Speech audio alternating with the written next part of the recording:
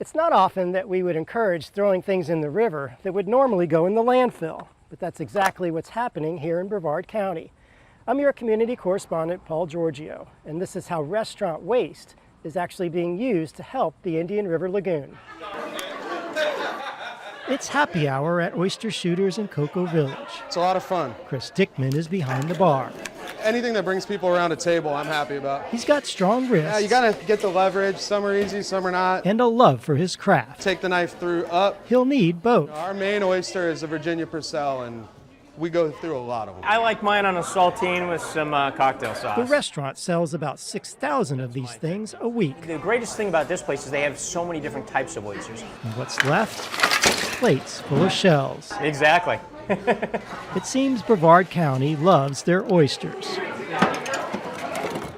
I personally don't eat too many oysters. I'm not a big shellfish person. Well, maybe not everyone. Got lots of shells in here, and then we got some maggots and things too. And that might be because Hosanna Owen spends her days collecting those leftover shells. We got our gloves to keep us clean. And everything that goes along with them. But trust me, she appreciates them for a different reason. This bin is about 400 pounds of shell. She's the Conservation Restoration Coordinator for Brevard Zoo's So we're just gonna switch these guys out. Shuck and Share program.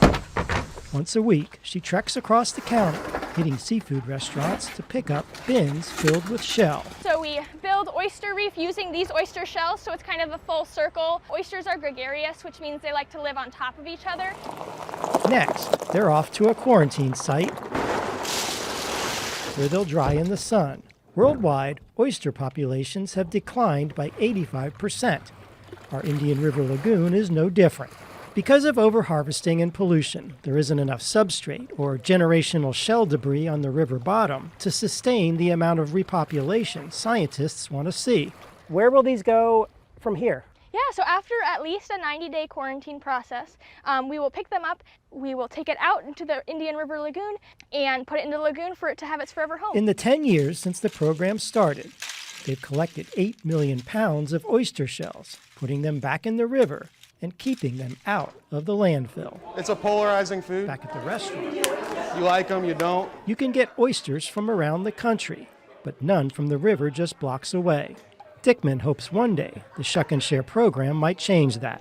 I know the water quality of our Indian River Lagoon, and anything we can do to pretty much make that better, I'm all for it. And it may be as simple as eating more oysters.